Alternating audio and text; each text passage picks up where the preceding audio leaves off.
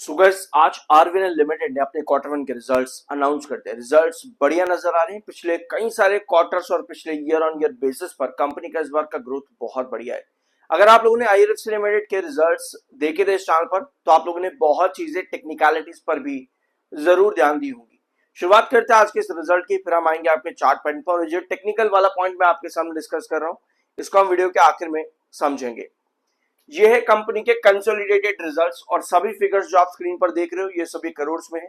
मैं आपको शुरुआत में एक चीज बता दूं कि stand alone and both stand alone and consolidated basis company का ग्रोथ परसेंटेज बड़ा है यहाँ पे, जो कि जरूरी होता है। दोनों सेगमेंट में ये पॉजिटिव है। अब आते हैं कंपनी के रेवेन्यू फ्रॉम ऑपरेशन। ये कंसोलिडेटेड रिजल्ट है। 4321 करोड़ ये है कंपनी का इस बार revenue from operation June quarter में।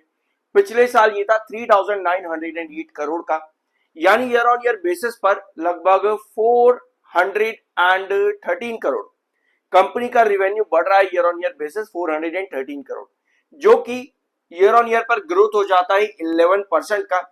और कंपनी के पिछले कई सारे क्वार्टर्स और ईयर ऑन ईयर बेसिस भी कंपनी का ये ब्रिलियंट ग्रोथ है ईयर ऑन ईयर पर। बट एक चीज साथ में नोट यहां पर कर लेना कि मार्च में कंपनी का रेवेन्यू 6695 करोड़ पर था और इस बार वो काफी कम है क्वार्टर ऑन क्वार्टर बेसिस पर। ईयर ऑन ईयर बेसिस पर हम चीजें अगर कैलकुलेट करें तो कंपनी का जो ग्रोथ है वो परफेक्टली ब्रिलियंट है। एक बार यहां पर आते हैं कंपनी के पिछले कुछ रिजल्ट्स देख लेते हैं। ठीक है, यहां पर समझते हैं कि जून क्वार्टर यूजुअली कैसा आता है। Alright, June quarter usually company weak ही दे रही है। पिछले 3 साल में अगर आप देखोगे ना, जून का क्वार्टर कंपनी का नंबर जो होता है थोड़ा सा वीक ही देखने को मिल रहा है। इसमें कोई नया नहीं है, कंपनी रेगुलर पे ही देखने को मिली है। यानी कि अगर हम मार्च से कंपेयर करें तो यूजुअली कंपनी का जून का क्वार्टर वीक ही आता है। मार्च से कंपेयर करने का इतना फायदा नहीं है। Year on year basis growth company का यहाँ पर बढ़ रहा है। एक बार इस वाले पैराग्राफ को यहाँ पर रीड कर लेना। ठीक है, बहुत इंपॉर्टेंट पैराग्राफ रहेगा ये भी कंपनी के रिजल्ट्स को समझने के लिए। और डिटेल के अंदर कंपनी ने अकाउंट ऑफ इंटरेस्ट से कितना अमाउंट है, क्या क्या रिसीवेबल्स कंपनी के फ्रॉम केआरसीएल से आए हैं, कंपनी के एक्सपेंडिचर कितने, आपके ज्वाइंट वेंचर से कंपनी के एक्सपेंडिचर क्या है, ये सब चीजें कंपनी ने इस पैराग्राफ में यहाँ पे बता रखी है। रिजल्ट्स को और डिटेल में समझने के लिए ये पैराग्राफ आपके लिए इंपॉर्टेंट होगा। अब आते हैं कंपनी के टोटल इनकम। इस बार 4462 है, पिछले साल 4136 थी और मार्च में 6780। तो year on year basis company की अदर इनकम इस बार कम हुई है, बट क्वार्टर ऑन क्वार्टर पर अदर इनकम में तेजी देखने को मिल रहा है। अब आते हैं कंपनी के खर्चे। यहां पर आपको टोटल खर्चे कंपनी के नजर आ रहे हैं एक्सपेंसेस 4244 करोड़ के, जो कि आई बिलीव कि डिफरेंस इतना बड़ा नहीं है। यानी कि ओपीएम कंपनी का फ्लैट है, यानी कि जो मार्जिन है वो कंपनी के कहीं ना कहीं फ्लैट ही है।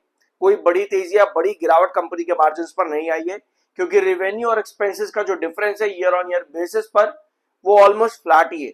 कोई चेंज वहां पर इतना बड़ा नहीं है। ठीक है, तो कंपनी के एक बार सभी एक्सपेंसेस देख लेते हैं, कहीं पर कोई बड़ा चेंज तो नहीं है। तो ठीक है, एक्सपेंस ऑफ ऑपरेशन कंपनी का सेम ही है, ईयर ऑन ईयर बेसिस कोई मेजर डिफरेंस नहीं है।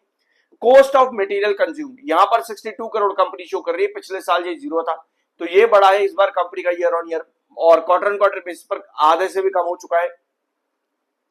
बाकी एक्सपेंसेस कंपनी के नॉर्मल है, कोई मेजर चेंज नहीं है कंपनी के खर्चों में। तो डिफरेंस जो है यहां पर बिल्कुल बराबर आता है मार्जिन परसेंटेज के अंदर ओपीएम के। ठीक है, यानी ओपीएम परसेंटेज कंपनी का फ्लैट है। Profit before taxes exceptional item से कोई नंबर कंपनी ने यहां पर ऐड नहीं किया हुआ है और ज्वाइंट वेंचर से भी कंपनी ने कोई नंबर एक्स्ट्रा ऐड यहां पर नहीं किया हुआ है।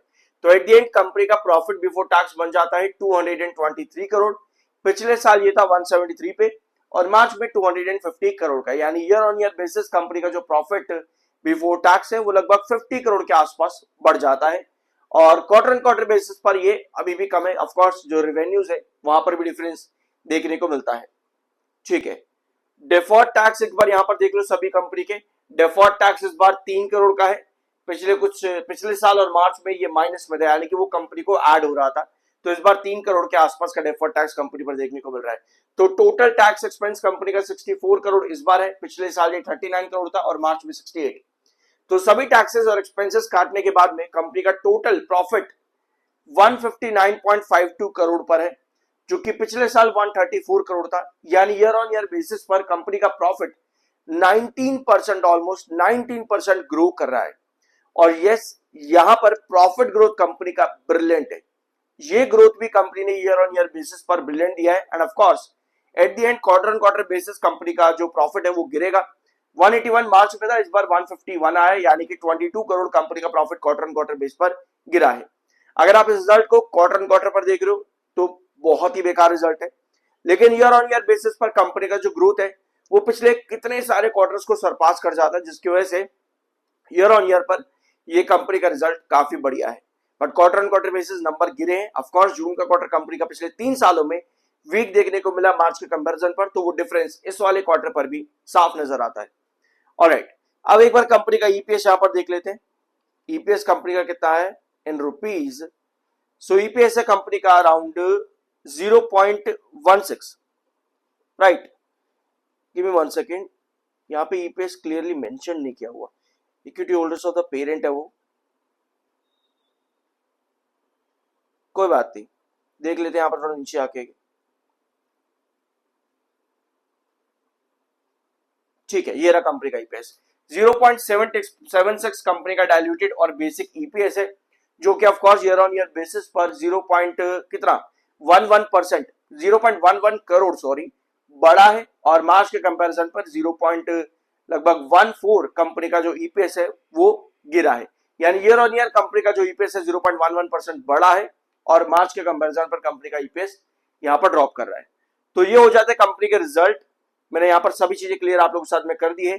टेक्निकली 70.5 पर आपका एमएफआई, 50.0 पर आपका आरएसआई है, एमएसीडी सिग्नल आपका बेरिश है, और ये है आरवीएनएल लिमिटेड का चार्ट पैटर्न।